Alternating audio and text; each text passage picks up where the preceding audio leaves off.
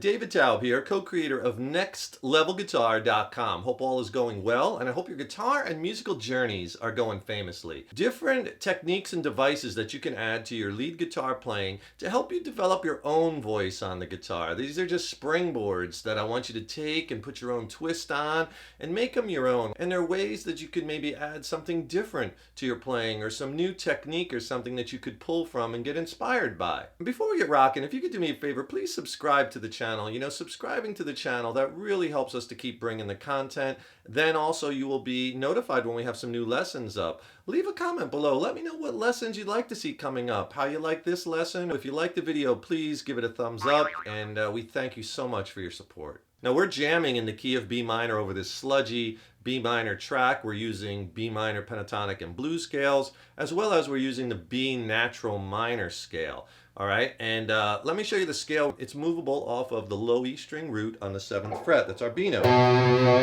So the scale looks like this.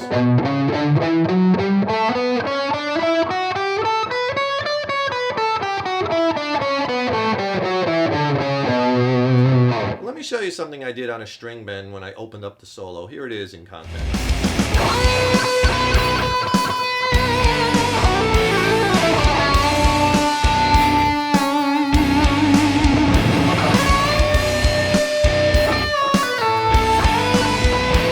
Bending up a whole step, but the reason why that bend works so well is I was bending to the root note. Okay, so basically if I'm on the B string here and I'm on the A note at the 10th fret, if you could take that note and bend it up a whole step, right? So I'm using one finger per fret and I'm putting all 4 fingers down. You'll have the most strength and accuracy if you bend with as many fingers as you can. Try to get all 4 of them down or 3 of them down, especially when you're starting out. Really helps with the strength. And you want to bend to a target note. So here we're bending to the B note. That's a whole step away, so you could check. See? You want to hit that note. If you're bending it like this, see, it's flat. You didn't bend it high enough. Or if you're bending it like this, you're bending it too much. You overbent it. So you want to practice that. And then check. And see if you can get it every time. So the device I was using was I was bending it, but when I was bending it, I bent it to the note and then I held it. And as I held it, I kept picking it. And that kind of sounds kind of cool, right? It's not just a string bend. You're kind of doing a little bit more. And that's kind of the nuances of lead guitar, right? Taking the notes of the scale, of course, and building licks, right? Scales are the building blocks. But then we're taking those notes and we're doing things with them that are musically interesting, right? So here's... You can even let it down slow. So you're bending up, holding the bend in pitch, picking, alternate picking, down, up, down, up, down, up, down, up. Then you let it down, give it a little vibrato. Another cool bend little trick you can do when you're first starting is what I call a quick bend. Or what's also known as a jerk the chain bend, right? You're kind of just jerking it. And that's a good one on the G string because you're bending to that blue note, like the minor pentatonic and blues scale, which looks like this.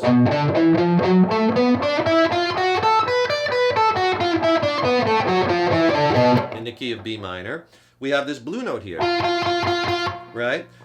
Which is our F note. So we want to bend to that.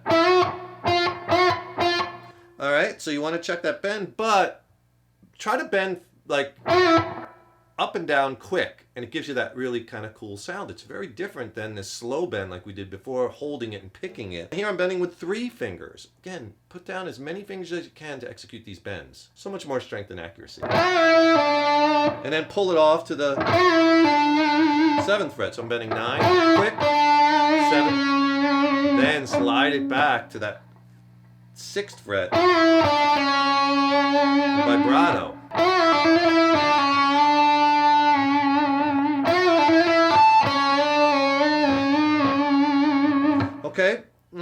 did there, and what was cool is that I was taking that C sharp note, that ninth, right? That's in that natural minor scale, and I was bending it a half a step and letting it up and down, up and down, up and down. That gives you that melodic kind of sound. Now, this bend I am executing with one finger, and you can too. When one finger bends with half steps are much easier to execute because you're not pushing that note all the way up a whole step or 2 frets. We only have to go up a half step, so you're just bending it up to the D. And then back. There's our D. See if you could do that. Add a little distortion to give you a little more sustain or a little overdrive.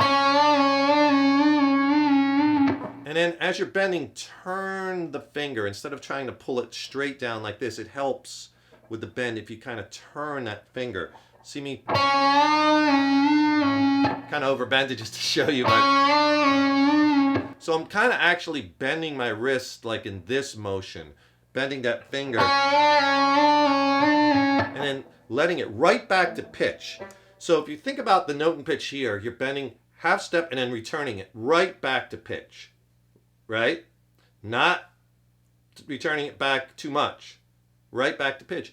And you know, the guitar is a tension-based instrument. There's tremendous tension on the neck from these strings being pulled tight. So it'll spring back. It just takes a little feel. But you want to execute those half-step bends often when you're using the scale because they're very melodic. And I try to infuse this solo and a lot of my solos with these melodic elements, as well as some flash too, right? As you're practicing it and getting it under your fingers, I could help you with that. I'll send you a free video lesson on some other ways to really help spice up your soloing, as well as an ebook. And in the ebook, I diagram out not just these scales, but like 29 scale patterns across the neck. There's fretboard diagrams, soloing strategies, other lessons. It's a great resource you'll use throughout your guitar journey. Just click on that link in the YouTube description box. I'll send them both to you for free. This one part of the solo was I took one string and I started bending a note, and then I slid that bend into other parts of the neck, but I didn't pick it each time. And that creates a really interesting series of sounds where you're not picking the note. And it's a really, once you get the hang of it, it's really easy to use. And you could use this with, you know, any part of a scale, anywhere in your playing, as long as you're bending those notes to the proper pitches. And of course, it fits over the chords of what you're playing, right? For this one, like I kind of take the bend through 2 shapes of natural minor. So I'm using this natural minor scale off of the root note A string, 2nd fret, B note. That scale looks like this.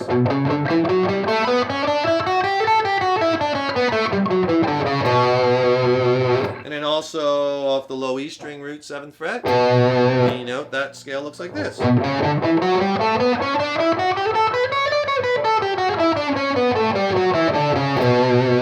Play the bending thing I did in the solo in context.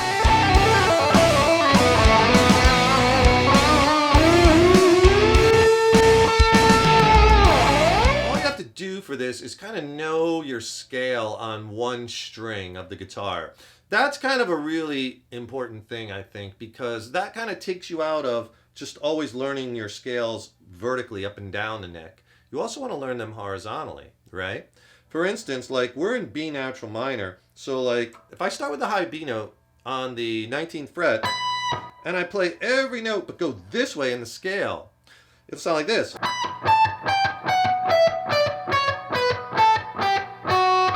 That's all the notes in B natural minor, B Aeolian on one string, right? That's a really cool thing if you think about it, because that allows you to start like moving around licks. You know, you could start playing all kinds of licks on, you know, one string and then move it up to the next string. So learning those scales certainly, you know, this way vertically is important, but also horizontally. And that opens up the door to tons and tons of licks. Putting them on the G string, you have this 2nd fret, 4th fret, 6, 7, 9, 11, 12, 14. We could use that as a way to get through this bending thing. So I did a lick something like this. Right? And it kind of gives that warbly kind of sound because I'm not picking, I'm sliding in between the bends. So what I'm doing actually is I start off bending right here, that half step. That's C sharp to the D. And I do it a couple times. Then what I do is bend, release, then slide into the next note. Now I did it 3 or 4 times in a row. You could just do it twice. You could do as much or as little as you want. But the trick is you're only picking it at first. So I'm picking, bending, sliding, bending, but I have those notes targeted. So half step, then on the next one I gotta bend a whole step because the next note, whole step. Then on the next one I just bend a half step because I'm kind of bending to the blue note. Right? And then whole step on the last one. So you kind of get this if I do it slow. It's kind of hard to do slow. Throwing a little vibrato at the end, right? When you start to speed it up, it really comes alive. Stay tuned. Lots more killer content lessons coming up. Thanks so much for joining me. Remember, subscribe to the channel. That really helps us to keep bringing the content, and you'll also be notified when we have new lessons up. Don't forget, click that link in the YouTube description box. You'll get my free video lesson on other ways to spice up your soloing, plus the ebook where I diagram out like 29 scales, tons of soloing strategies, lessons, major, minor key. It's a great reference book. Just click on that link below. We're going to keep bringing the best possible content. Best of luck in your guitar and musical journeys. Stay positive. Keep up all that hard work on that guitar, and remember, your guitar playing is an evolution. Take care and rock on.